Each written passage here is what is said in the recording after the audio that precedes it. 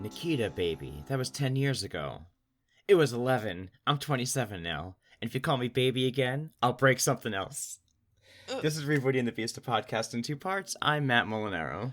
And I'm in Burke. In the first episode, we review an original piece of media, and in the subsequent episodes, we discuss the reboot. That's right. Here we are. We are concluding our Nikita series today. That's right. We're rounding it out with the reboot of the TV show, which was based on the movie. And this one ran from 2010 to 2013. Nikita. Yes. So this is the only one I had seen before of any of the Nikita media, and you've seen nothing, right? You've never seen this before? No, the only thing I had seen of any Nikita media was like Nikita media. That's fun. Was the last one we watched. I'd randomly seen episodes. This I didn't even know existed until you told me. Since we covered that last week, I have gone on YouTube and watched the opening sequence for that series several times. Oh my gosh! I hope you use so good images from it in our social media. You know, sadly, most of the images I could find were like stills of the episodes, not from the opening sequence. I probably could have found a way to screenshot it or something, but I didn't. Oh, damn.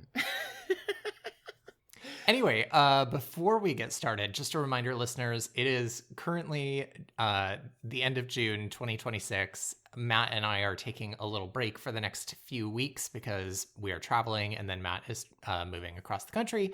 So we will be back in September of 2026. So a few weeks off, and just a reminder about that. Yeah, and if you can't get enough of us and you happen to like the Wheel of Time series, we do have another podcast called Cool Story, and it's 11 seasons in now, so you can always head over there and see what we're talking about on that show. Yeah.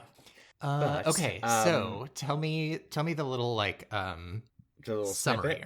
Yeah. Did you have any expectations going in? Oh, well, you saw it already, so you already knew what to expect. It's been a few years, and I was trying to remember when I watched this last, but I think it's probably been at least 7 or so years since I've seen it, maybe even a little more.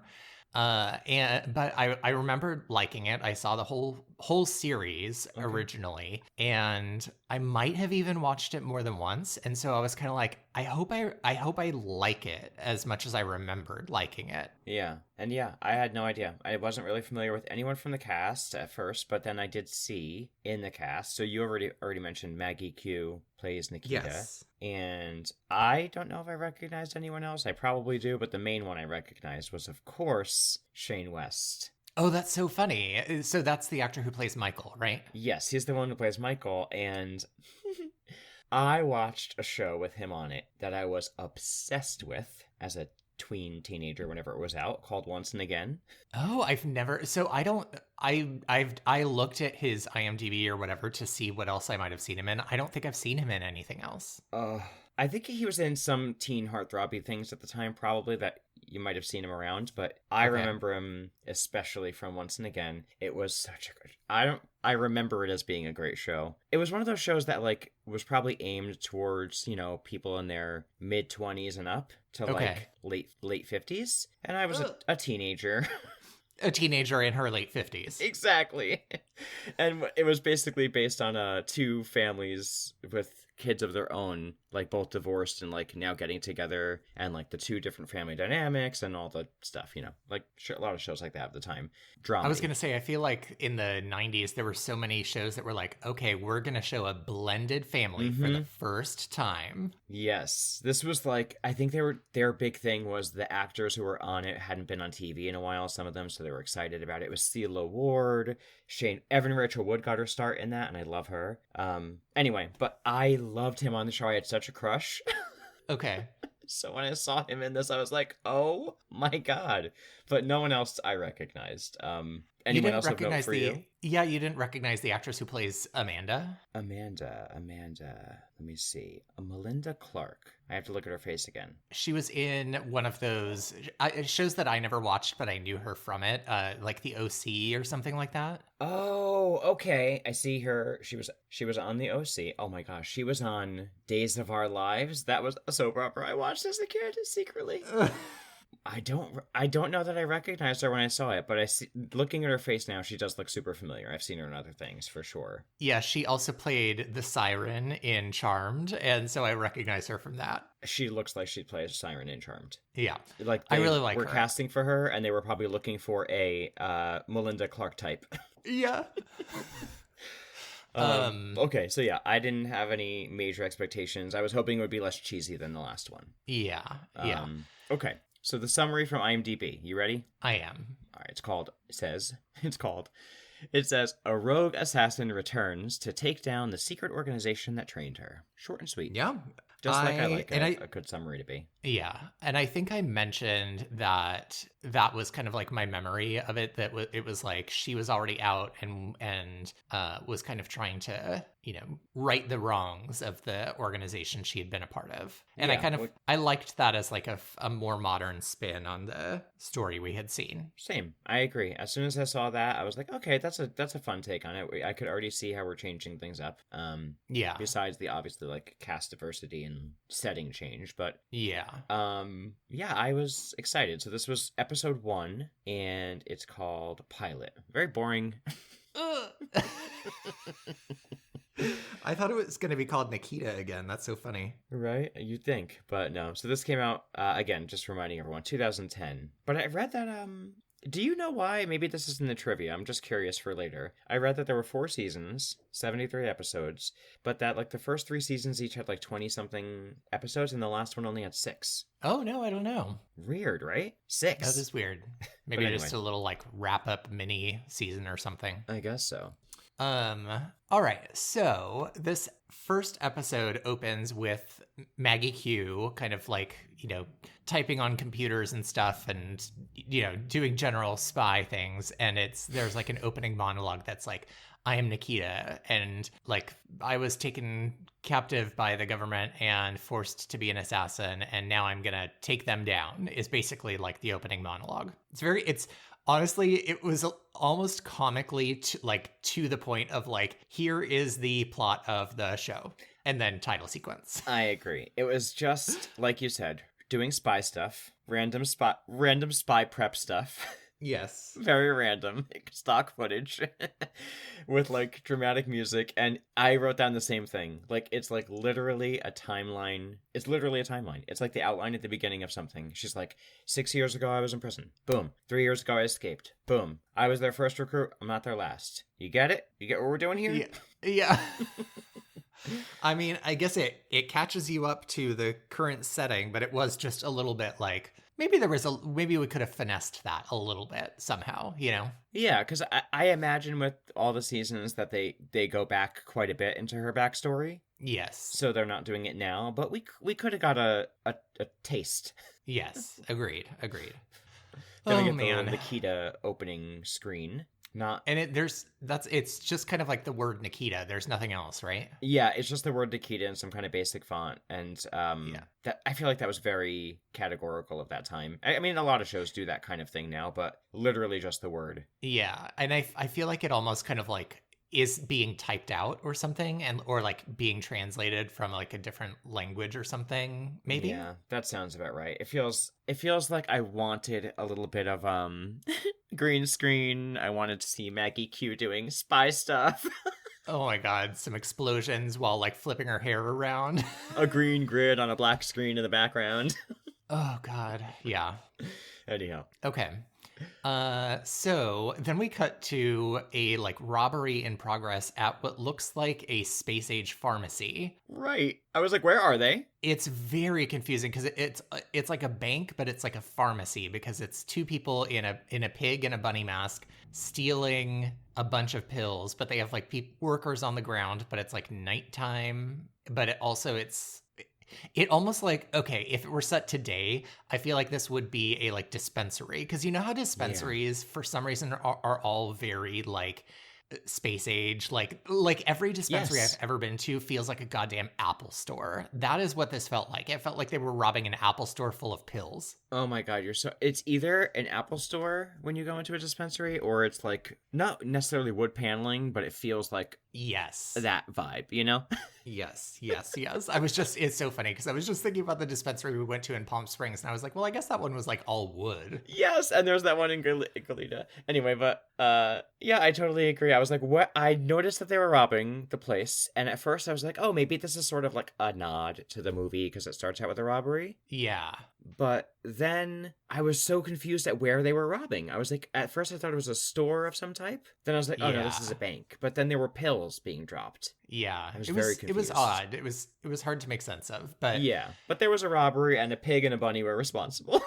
Exactly. Very much like Elmer Fudd and Bugs Bunny type masks. And the pig shoots a guard and like escapes from the police as they arrive, but the bunny gets caught by the police. And we pretty quickly see that the bunny is one of the main characters of the show. Her name is Alex, and she's kind of like, I didn't do anything. And we get kind of the same Nikita sequence of, you know, a security guard was killed or a cop was killed or whatever. She's being tried for murder. She's sentenced to like death by lethal injection.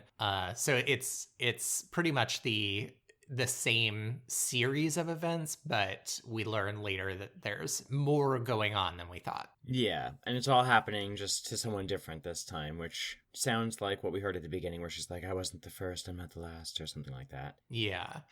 Also, this actress, I just looked her up, is Lindsay Fonseca, who I didn't recognize, but she's been in a million things that are super popular, so listeners would recognize her, I'm sure. The cast of Nikita actually, like, they've been in a lot of things. Yeah. She was in Young and Restless, which I didn't watch, but How I Met Your Mother, which I do not like, but a lot of people do. Big Love, which I did like. Desperate Housewives, which I've surprisingly never seen. You've never seen Desperate Housewives? Isn't that disgusting? That's crazy. I'm sure it is so fucking problematic these days. It has to be. It has to be. But, I remember really enjoying it, at least for like the first season or whatever. Oh yeah, that was one of those shows that at the time was like quote unquote pushing the boundaries. It was on Fox, I think, and maybe it was on ABC, but it was like pushing the boundaries. I remember, you know? Yeah, it had a gay character. I mean, come on. Yeah, I mean, and there was like cheating, and it was all like, ooh, behind the scenes, whatever.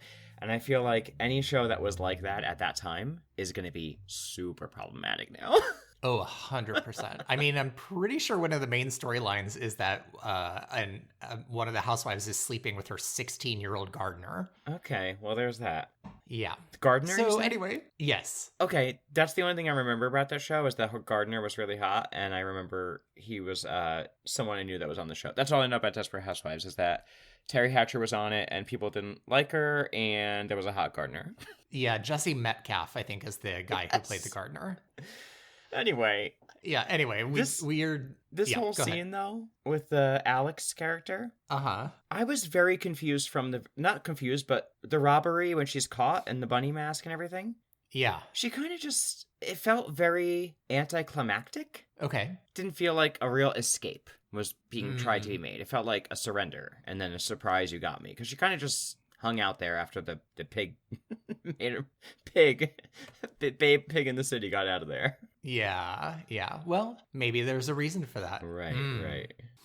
So, you know, we see her getting arrested. There's like a scene where one of the cops says like, watch out, she's a biter. And we see her fight, which I was kind of like, okay, I kind of like this. Cause like later, you know, in the original Nikita series, was it Bridget Fonda who's just doing high kicks in the courtroom? Yeah. High kicks and interpretive dance. I mean, at least this one, it appears that she's like used to fighting and things like that. So it seems a little more believable that like a secret organization would want to recruit her. Yeah, exactly. Especially because the last TV show still makes no sense why they wanted to recruit her. Agreed. Yes. Other than she was a white girl with dreadlocks and it was karma. That's right. So, let's see. Oh, okay. So she wakes up in the White Room. You know, she's talking to a man named Michael, who is, as you said, played by who? Shane West, Shane West. His whole person. I love Shane West, but it does seem like his whole character these days is having a gravelly voice. I was gonna say, I think his voice is very sexy. It is, but it is that tone throughout the entire episode. Oh yeah, pretty much the entire series, I will say. I mean, it's brooding. Yes, and he's, giving her a second chance. He says your death was ruled a suicide, blah, blah, blah. You like don't exist anymore. And he mentions that she was about to kill a criminal that we were going to take out. And she says, I didn't kill no one. It was Ronnie. And it's so funny because I remember the whole series and I remember kind of her storyline and all of that. And then I was like, what is this weird, like bad grammar, strange, unplaceable accent she's doing? And I kind of forgot that they had done this sort of thing with her character.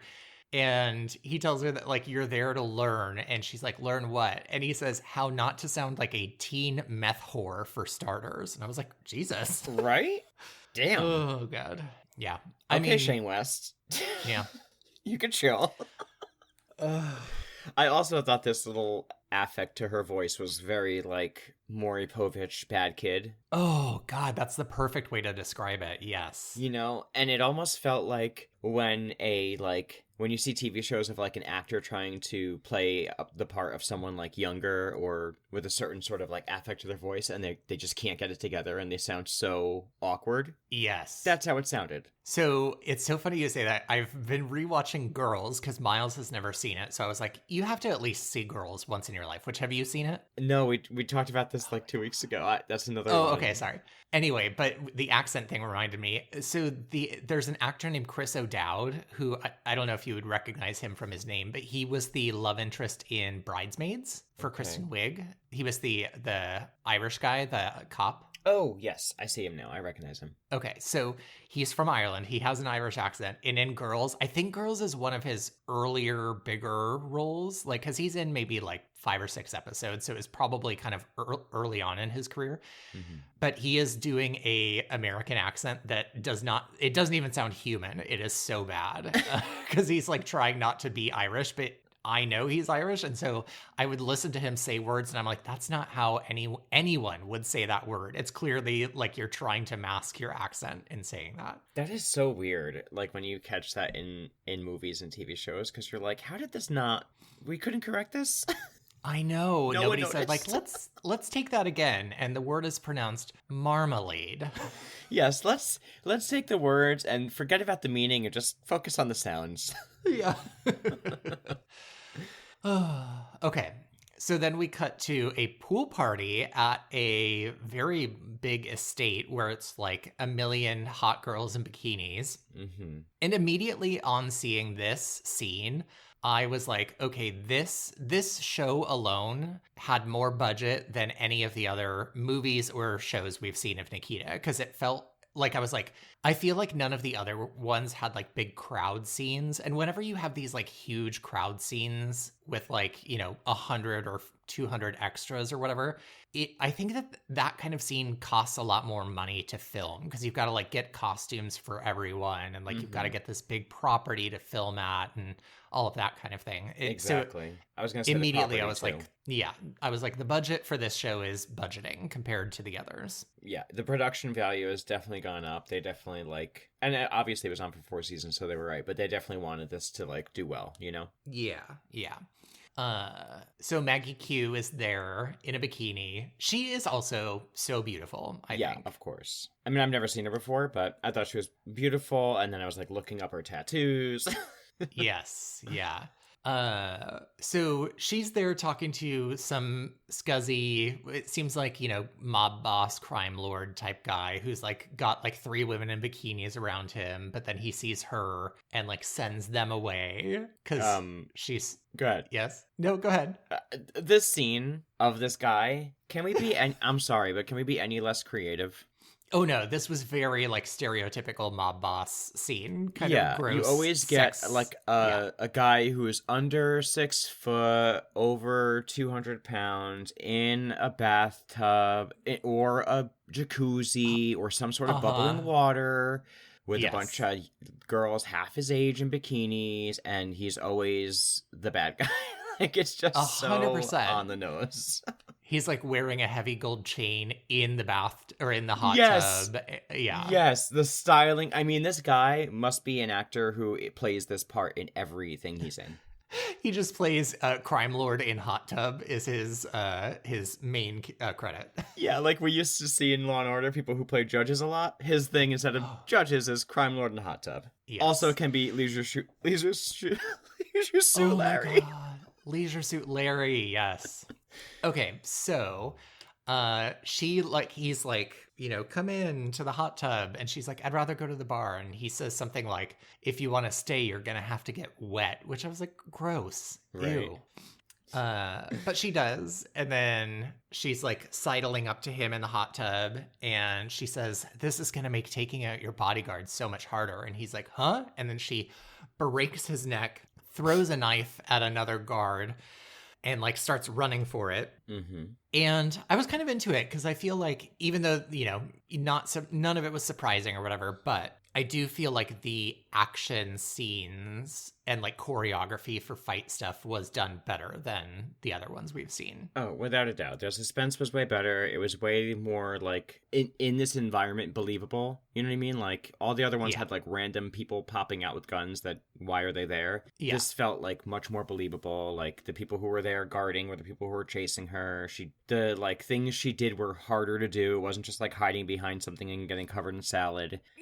It was like she was like actually using her like spy skills. Yes. And I also feel like the whole point of Nikita, it seems like, is that she's also supposed to be sexy and using her quote feminine wilds. And I feel like this is the first time we actually saw her actually do that. Did you just say feminine wilds with a D? Oh my God. Is it wiles or something like without a D? A word I don't even know exists? Yes. Wait, what is it? Is it W? I imagine there's no H. WILES. And what the hell is a wile? I think it's just your kind of like sort of like skill, sense of self, like essence. I think essence is kind of like the essence and sort of like abilities, your like inherent abilities. Oh my God, until I was 40 years old, I thought it was wilds. I mean, it sounds like it, so I think a lot of people think it is. I mean, it makes sense. It's usually used in the term, in the phrase feminine wilds is when I've usually heard it. I'm still saying D. And it's usually meant to say like, your like inherent ability. So I thought like wild, Yeah, that makes sense. I want to change it. Moving on. Petition.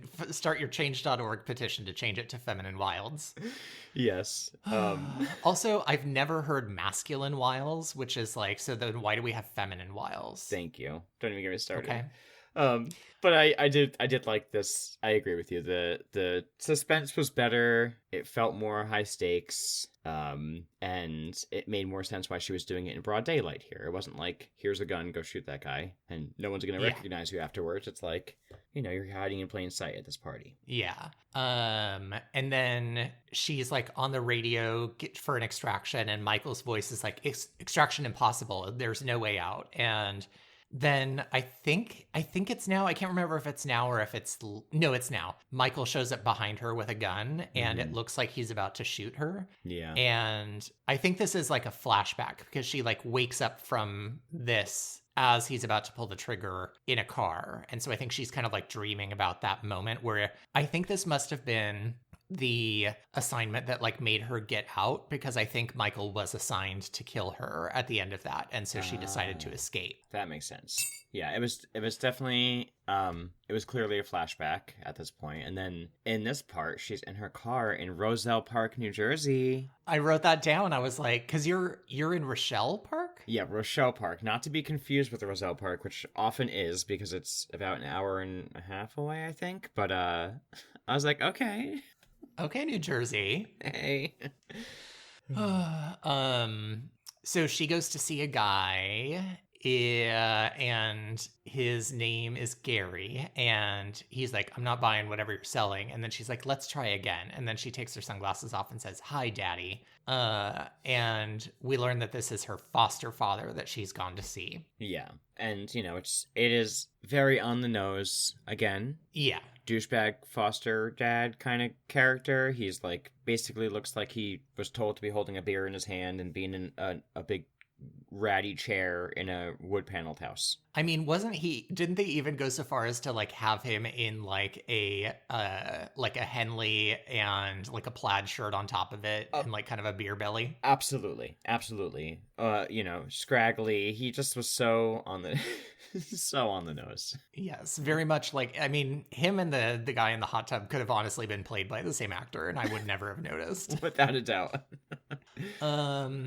And she basically kind of like spills her entire like story since she ran away from home, it sounds like, and is like, they tell me I killed a cop. I don't remember. I was charged with murder, lethal injection. I was recruited to a secret agency called Division. They trained me to be an assassin. And she's like, they're probably telling the same thing to some other girl right now.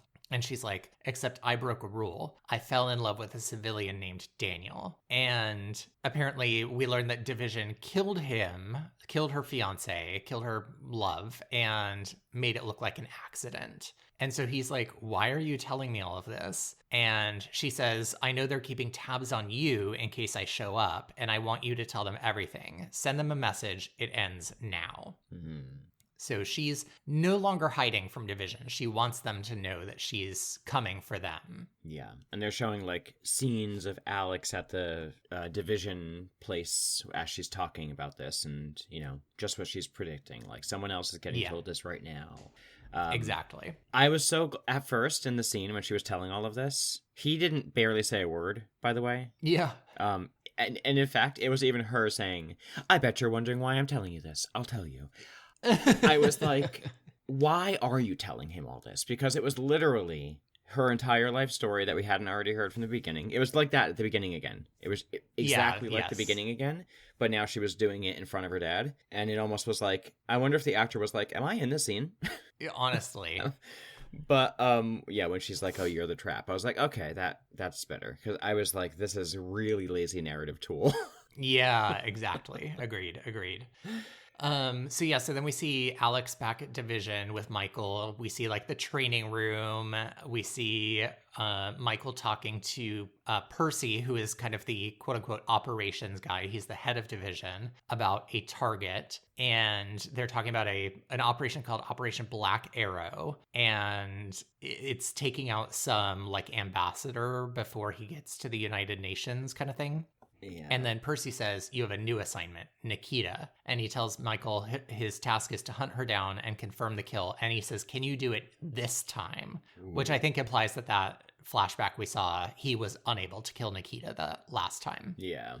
So then we get a scene with Alex in the mess hall where it's very, the acting is a little bit Showgirls to me, where Elizabeth Berkley like throws the ketchup around and says different places.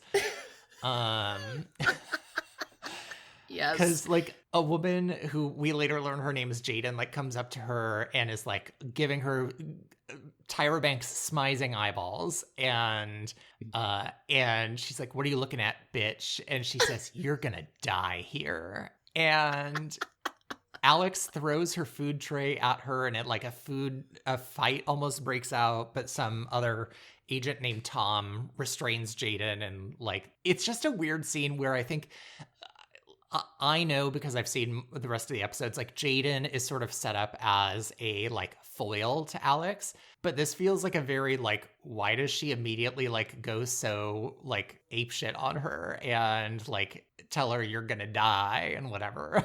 Yeah, this scene, I'm so glad you said Showgirls acting. This scene was maybe one of the most poorly acted scenes in the whole thing. And I think that, I don't know if it gets better, but Jaden and Tom throughout the episode are comical to watch. Yes. At all times. She walks, when Amanda sits down at the table, or what's her name? Not Amanda. Alex. When or Alex Jaden. sits down at the table in the lunchroom by herself, it's so high school teen drama. Yes. So high school teen. It becomes another show instantly. It becomes CW11, which maybe this was on, I don't know. But it becomes very much like that type of age type show, YA. Yes. And we have Jaden and Tom, Jaden's character, the smizing eyes is right on. Her entire character is to saunter around like a human snake, and just kind of like glare and have an attitude and whip her head quickly. Like her whole characterization is like, I'm a bad girl. Listen, we've seen Tyra Banks act, and this is it. They could have cast Tyra Banks for this role based on purely acting skills. Absolutely. They just could have taken any character who has ever played the foil to Raven on That's So Raven and just put her in here in a different outfit. Okay, speaking of Tyra Banks, have you seen, I just discovered this. Apparently she wrote a novel called Model Land. Have you heard anything about this? Not recently. This is older, right? Yes. Okay. So apparently it's this book that basically is like a ripoff of Harry Potter, but they're all training to be like models instead of wizards.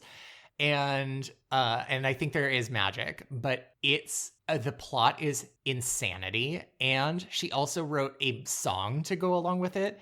And unlike Move Your Body or Shake Your Body or whatever it's called, which I like, it's one of the worst things I've ever heard in my life. So anyway, you need to just Google Model Land and read about the plot and then listen to the song that she wrote to go along with the book. Without a doubt. That's going to actually be my first task later on, because I can only imagine. I think she probably marketed this when she was doing Top Model. Probably. Because it sounds vaguely familiar, and she'd always market her stuff when she was doing the show. If she was doing the show now, she'd be marketing that hot ice cream nonsense. So agreed. Yeah.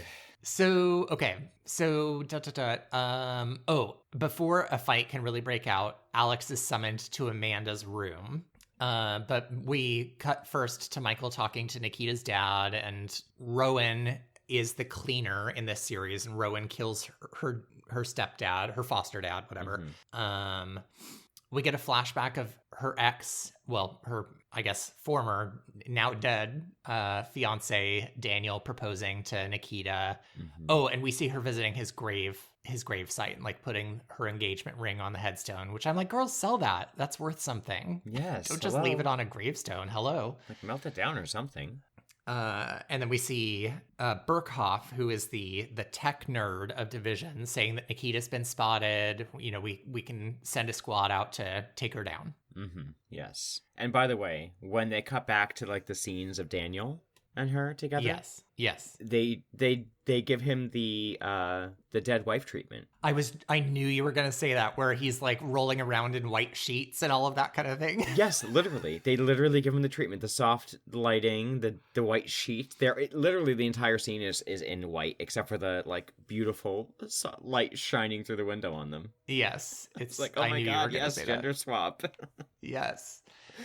Okay, so we get a scene with Alex and Amanda sees like a dress on a mannequin, because you know every like person who trains women spies has just a mannequin in the room. I think it's been in every single Nikita is like a mannequin, right? 100%. And in this one, the mannequin is like made of mercury color. Yes, it's very like 90s Urban Outfitters, like yes. Terminator mid-shift kind of mannequin. Yes, the future is now. And she's like, try it on. And Alex is like, no. And Amanda's like, why not? She says, it's ugly. And she's like, oh, are you the one who's supposed to teach me how to walk and talk and chew with my mouth closed? And she looks at the makeup and goes, I'm not smearing that crap on my face. And I was like, what is this accent? What is this attitude? And then Amanda speaks to her in Russian and says, like, I know this isn't the first time you've reinvented yourself. And she basically implies that Alex, I think it was Russian. I don't know. It didn't say on the thing. I think it was Ukrainian. Is Ukraine? Okay. I'm going to say something that makes me sound very ignorant, and perhaps that is true.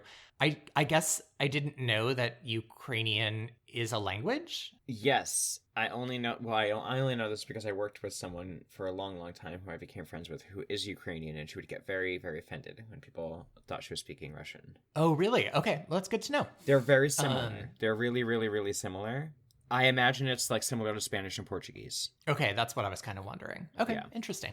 So basically, Amanda's like, we know that you were brought here on a boat with many girls just like you, and you escaped. And so basically, the background we're meant to understand for Alex is that she was like human trafficked and was like put into the sex industry. Yeah. Go ahead. I just thought this scene again was like, this character, they really need to like figure out what they're doing with this Amanda character. Oh, Like, really? I loved Amanda. who is she? Because right now she's the girl who's gonna, teach her how to use her beauty to her advantage. Yes. But then later she looks like she's something else. Oh, do you think so? Like, she definitely has more of a role than Amanda did in the previous ones. Yeah, for sure. And definitely as the series go on, she is like a main character of the series. And she is definitely less one-dimensional than the other Amandas or Madelines that were in the previous incarnations. Yeah, I prefer this type of Amanda, but I think we could do we really need to have the makeover? Like, it is comical still to have a makeover room in this facility. I understand they want their like female spies to use their feminine wiles. However, like, this is the training room for that is a rack of clothing and a mannequin. Yeah. Enough. Just cut it. Okay, so then we cut back to the graveyard. The agents all fire on what is very clearly a dummy that Nikita has placed there. And So as obvious. the agents is so obvious. I was like, that's a dummy. Also, I mean, okay, so they got footage of her kneeling at his headstone and they're like, let's go. And when they get there, she is still kneeling at the gravestone. And I was like, who would be kneeling at the gravestone for that long? Because it's not, I mean, it's not like they said, like, she's next door. Anyway. Right. The body's not breathing. Exactly. But, the other agents go running toward the, entrance to the graveyard to catch her. And she is inside the car with Burkhoff and she's taking him captive. Dun, dun, dun.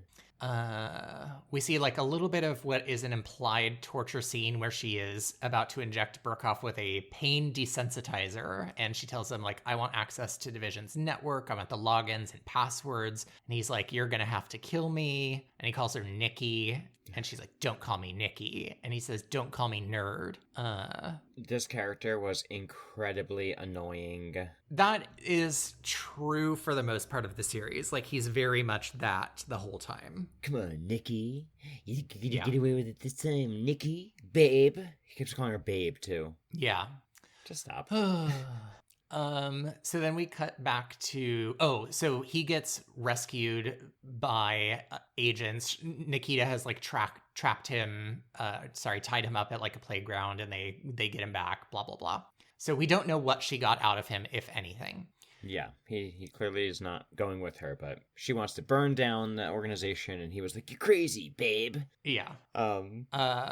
Back at Division, Alex is about to start wrestling for the first time, and Jaden is talking to Tom about Operation Black Arrow. And again, it is purely a conversation that is meant to catch the listener up and give Alex the information she needs, which is, there's some West African VIP and okay, Jaden says a lot, and Tom is like, how do you know about this? Because he's on Operation Black Arrow. And Jaden is like, I saw you Googling in the computer room. And I was like, that is the stupidest thing I've ever heard. Like, I cannot imagine that they wouldn't just have a briefing with like a dossier that they would have given him. But it makes it sound like they were like, okay, so you're going to kill some guy. And then he found out everything he needed to know by Googling. Right. It made no sense. Dumb. These characters make no sense. And this, again, was a narrative tool that was very lazy. And actually, it was confusing. Yeah. Here's the good news. If you do choose to continue watching, I'm pretty sure Jaden and Tom are in a total of like 6 episodes. Good, because they are like the worst. They are from a different show. Yeah. They're badass. You could tell they're badass because everything they do comes with a sigh and an eye roll. 100%. But yeah. Okay. So then we cut to the hotel. Wait, I wrote down a quote from the scene too. Oh, okay. Okay. This was a almost in the opening today. We find out that Tom is in I think they say this is spy school, Tom. And then Jaden says to Alex, you're going to learn to kill for the man. They're going to teach you how to kill with your nails. I laughed out loud. Oh, God. Yeah. So then we see a Nikita back at her headquarters, wherever it is, which looks like some huge abandoned palace for some reason. I can't remember if we ever learned where it is, but I've always been like, what a cool, whether it's a set or like an actual building she's in, I always thought it looked really cool. Yeah, it was pretty cool. And she gets a message that is in, I thought Russian, maybe not, maybe it's Ukrainian, that basically tells her the information on Operation Black Arrow. And so she goes to the hotel where this is all about to go down, and she like tricks a bellboy, or not a bellboy. Sorry. So some of the division assets are there, and they like drug one of the bodyguards and like drag him into the bathroom and chloroform him. And then Nikita takes both of them out, which including one of them is Tom. Mm-hmm. And then she heads up to the, prime minister, whoever this person is, this target, and she like knocks him out and starts like wheeling him out of the room on like a food cart, which was kind of comical to me. Mm-hmm. Almost gets into a altercation with Roan, the cleaner, but like guards come and distract them, and they fight him and blah blah blah. She makes it out of the building in the parking garage and takes him to the UN and tells him like, I just saved your life. The kill squad almost just took you out. And he's like, the US is an ally of ours. Why would they have attacked me? And he's like, the US didn't attack you. One of its weapons did. Because, like, I guess he's going to do something, blah, blah, blah, to, like, help bring peace to a region of the world that the U.S., or division at least, wants unstable so they can take advantage of it, blah, blah. It was very confusing for me. It was a little bit, like, fast-paced, whatever kind of thing. Yeah, it just felt like all of these, like, strategic things, like the people they're trying to save and what they're involved in, and Operation Black Arrow was just a lot of random information that was just like shoehorned in. Yeah. And it was like, oh, okay, just get on board with this random mission happening with these random people after these people you do not care about at all while you're trying to get to know these characters. It was very weird. Yeah.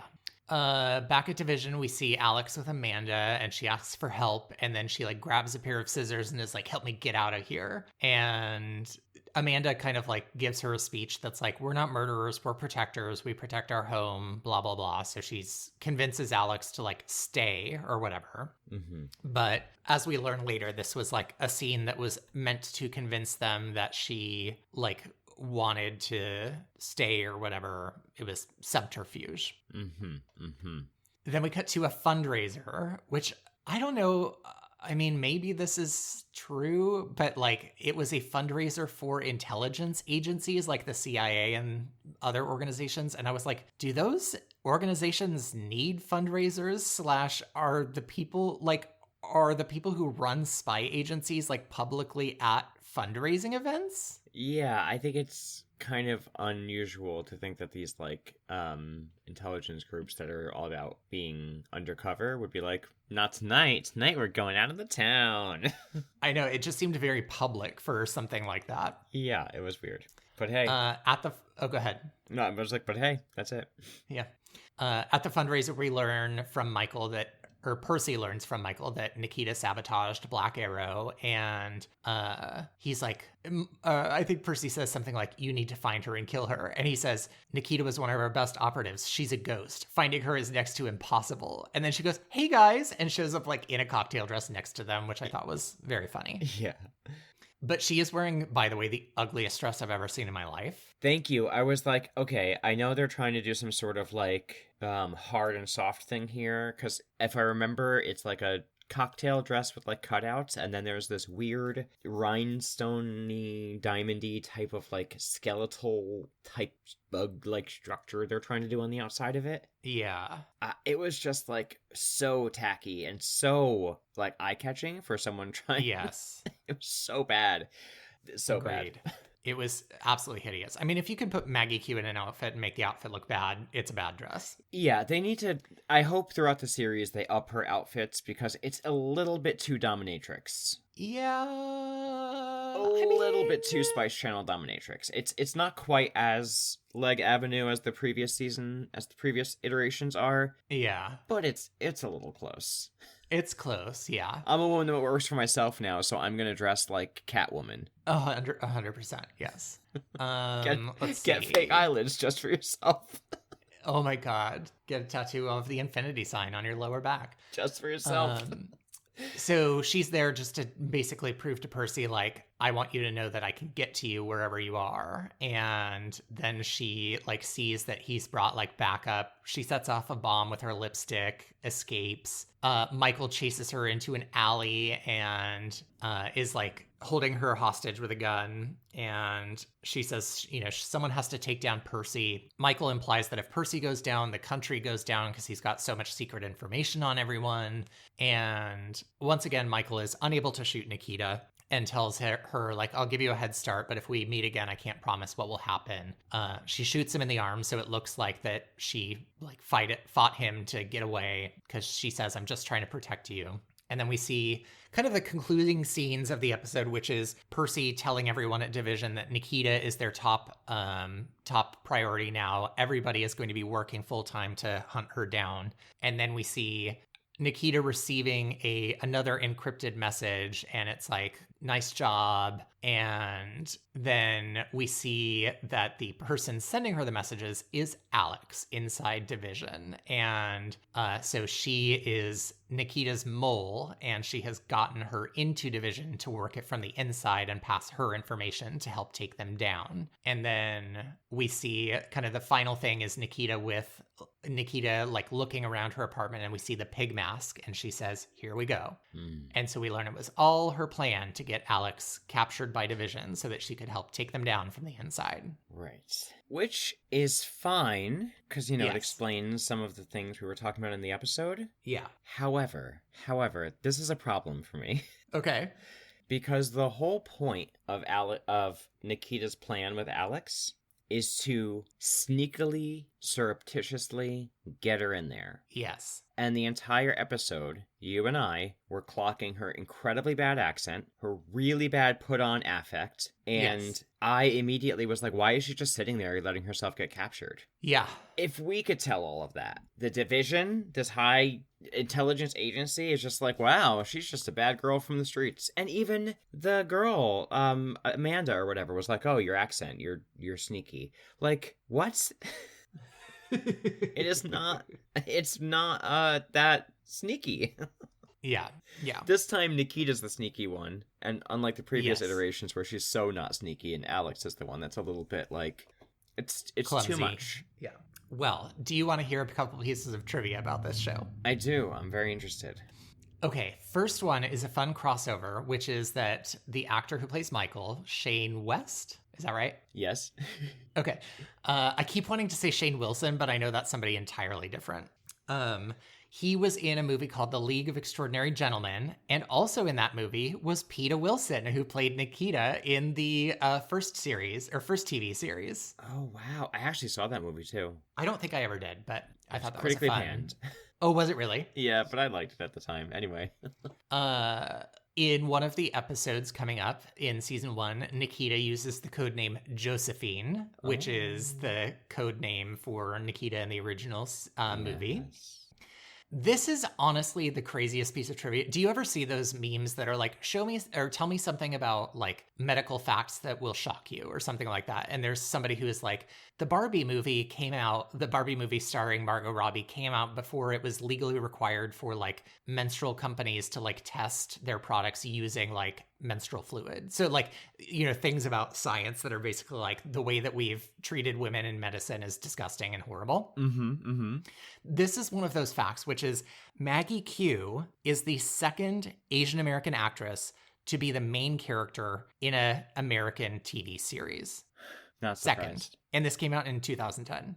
That's not The surprising first at all. is Anna May Wong, which is in a TV show called The Gallery of Madame Lu Song, which was in 1951. So we went from 1951 to 2010 without a Asian American actress leading a TV show in America. Go America. Go America. I mean, have you ever watched Margaret Cho's early stand-up where she talks about being on All American Girl? I've seen Margaret Cho's early stand-up. I don't remember All American Girl, but I remember Margaret Cho had her own sitcom, didn't she? Yeah, that was her start before she started doing like, well, she's doing comedy, but before like her comedy specials got like really mainstream and big, she had a sitcom Oh, called All was American that Girl. All American Girl? Yeah, and in her early stand-up, Oh. she talks a lot about it and how they would constantly tell her, "Be more Asian." Ugh. She's like, in her early stand-up, she talks about how they hired her, someone to teach her to be more quote-unquote Asian because she wasn't resonating enough with the community in testings. Oh my God. And she talks about how literally the woman would follow her around and say things like, "Margaret, no, use chopsticks." Oh my God. That is horrifying. Yeah, so not surprised that this is the way they've been treated, and the Asian American community has been treated in this country, especially on TV. Like, they're always the same characters. We've seen it in so many different things. Yeah. In this, so this is my final piece of trivia. In this TV series, I think in the end of season 1, maybe season 2, they introduce a character named Senator Madeline Pierce, who is played by Alberta Watson, who played the Madeline/Amanda character in the Peta Wilson Nikita series. Ooh, okay, that's interesting to me because I loved her Lisa Vanderpump sort of dynasty energy. It was so Lisa Vanderpump. My God. Yes, whenever she was on the screen, I felt like it was a scene from like a Barbara Walters one-on-one interview from like the 90s. Have you seen the clips of people editing together the Barbara Walters like intensely personal questioning that she asks? No, but I would love to because I know all about those. Oh my God. Interviews. Somebody put together a supercut and they like titled it like "Me on a First Date When I've Had One Too Many Drinks," and it's like, do you use cocaine? Like, have you ever masturbated in public? Like, whatever all her questions are that are like intensely personal or whatever. I just love that somebody supercut them together as like "Me on a First Date." I have seen that. I love that. Okay. Anyway. Tell me about the ratings for this. All right, so IMDb gives it a 7.7 as a series. Okay. Overall, and then Rotten Tomatoes, and this is as a series, not as a season or anything, has a tomato meter of 88% and an audience popcorn meter of 69%. Interesting. Okay. Mm-hmm. I'm gonna give this I mean, I've seen more of the series, so obviously like I have a bias and I enjoyed it. I'm gonna give it a solid 7.5. Like, I think I really enjoy the changes they made to the whole Nikita vibe of like, she's not just this weird girl with no backstory that suddenly is trained to be an assassin. Like, they've given the character of Nikita a history, and they've also given her a like forward trajectory that gives her more complex things to work with. Like, honestly, like every other iteration of Nikita, she sort of is like a non-character who is just being puppeted by people, and this one feels much more like internally character driven. I like, also another thing I really like is her relationship with Alex throughout the series. Like, I feel like you very rarely get like a series where the relationships between women are as important as the relationships between a woman and a man, and their relationship is definitely very complex over the series. So I think I really like this whole series. I love the changes they made. I like Maggie Q. Some of the cringy things that we talked about in the pilot work themselves out within a couple of episodes, and I might just rewatch the whole series again. Yeah, okay. I'm not too far behind you. I'm going to give it a 7. Okay. Even. I liked it as much as the first Nikita we watched, I would say. Or the Femme Nikita, the first movie, the French one? Yeah. I liked it overall. I thought it had a lot of cheesy moments, but I also think it's of the kind of time of like the end of the first, the aughts. Yes. A lot of spy shows it's not quite like Alias and things like that. Yeah. But it's the next generation. Yeah. And it has that sort of cheesiness and girl bossy energy a little bit. Yeah. Which I do not love. But I also like I understand it, and it's of the time, and it does feel like it's like trying to do justice to this character and give her more dimension, which I totally agree with. I just feel like what I'm seeing in the first episode is a brand new one-dimensional character. Like I can see that. Typical girl spy revenge. Girl spy revenge. Yeah. Oh my God. Revenge. What'd you say? When you said revenge, it made me think of Revenge, where she becomes a ninja 4 seasons in. Yes. Don't even get me started. But yeah, I overall liked it though, and I appreciated it. It was entertaining. I thought the production quality is way better, and I just think that the flip of her fighting against the agency makes way more sense. Yeah. And has a way more long-standing like plot line than the other one. So yeah, overall I liked it. Just could have done better with and like you said, the main drawback were Jaden and Tom for me. Yes. So if they're gone soon, then that fares well for the rest. Unsurprisingly, we kind of rated all of these similarly. And so this was our top rated of the Nikita series, followed by the original, and then followed by the Peta Wilson. And then in last place was The Point of No Return with Bridget Fonda. I think that sounds right. I think Peta Wilson's version won over that one just because of the sheer like comedy of it. Oh, 100%. Yeah. But I think that was necessary. Yes. Yeah. Wow. Oh man. All right. Well, listeners, thank you for tuning into our Nikita series. As we said, we'll be back in a few weeks with a brand new piece of media. If you miss us terribly in the meantime, feel free to send us an email and tell us what you think we should cover next when we come back. Exactly. We'll be looking to gather some new fun reboots to do when we come back. We'll obviously be looking to see what's coming out in the near future, but I know we definitely talked about Masters of the Universe coming up soon. Yes. Yeah. That's definitely on the list, and I've seen a few other things here and there. But in the meantime, while you're waiting for us to come back in September, if you'd like to help us grow, the best thing you could do is to rate and review our podcast on whatever platform you're listening to us on right now, and you have many weeks to do it before we come back, so I'm expecting to see that. Also, the second best thing you could do is tell other people about our podcast, because that's the number one reason somebody tries a podcast. So you've got a few weeks, print out some flyers, stand on a street corner, hand them out, spread the good word. Yep, flip one of those signs around with the big arrow. And if you want to check us out on social media in the meantime, we'll be checking in there regularly probably, so you can probably catch us on RebootyPod at Instagram, or you could do rebootypod@gmail.com. We would just love to hear from you. And thanks for listening to Rebooty and the Beast. Thanks a lot. Bye.